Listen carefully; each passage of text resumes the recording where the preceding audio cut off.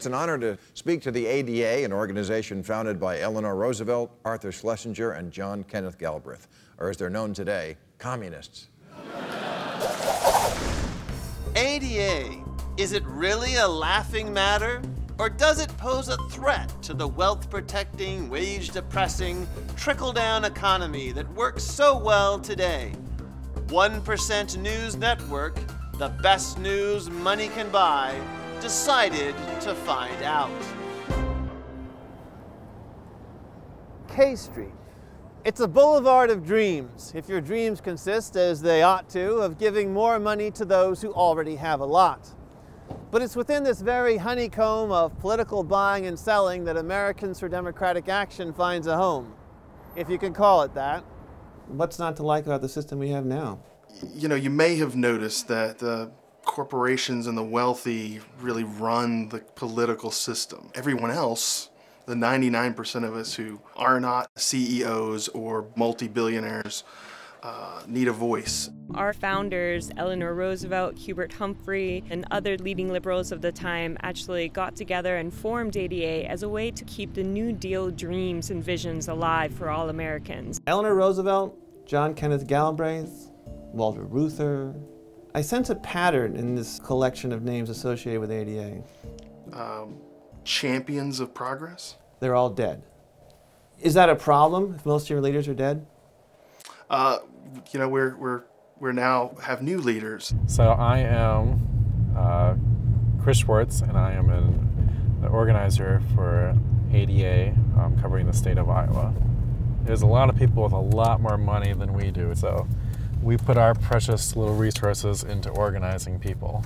We narrowed in on 24 precincts that we were going to target for the canvassing, and that included precincts in Waterloo, Cedar Falls, Waverly, as well as Olwine, where we've got a canvasser out right now. My name's Michaela McDonald. I'm 21 and I'm going out in our community and I'm canvassing. One of my good friends invited me to like the ADA Iowa Facebook page. I just kept kind of hearing about it from everyone. It was a little bit scary, but I just thought I'd go ahead and try it. We're out there gathering petitions, we're knocking on doors. Our Delaware chapter has given people a lot of opportunity to work together on issues. I think the question that all the viewers at home want to know is, how can we stop this?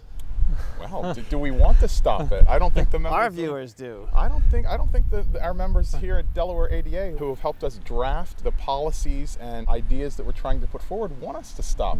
And nothing has stopped ADA, which has been causing trouble for over 65 years. Through noisy rallies, fact-burdened symposiums, irritating opinion pieces, and even invading the homes of Americans living in politically ignorant bliss. When I was in college at ADA, we went out every night canvassing in South Boston, and that was one of the reasons Truman carried Massachusetts by an overwhelming majority, because working class people came out and voted.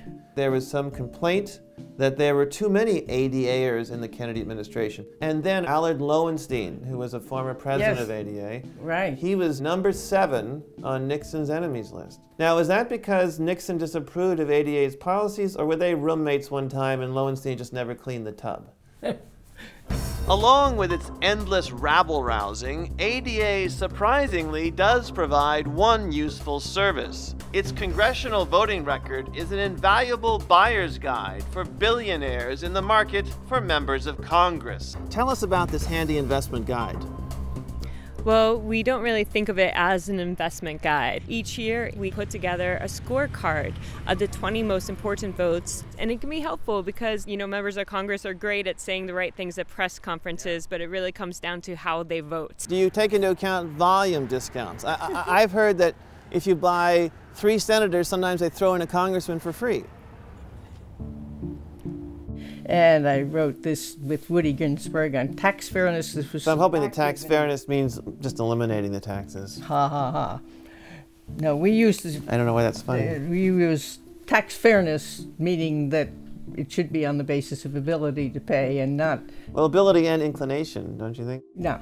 ADA's narrow-minded stance on tax reform and backwards positions on other issues from trade to campaign finance to minimum wage are unfortunately starting to catch on. We've had chapters in colleges and chapters in cities around the country, and we have to talk to all the people who don't vote now and find out what they're really worried about and why the government isn't responsive to them, so that the people in Washington hear them and don't just hear from their funders.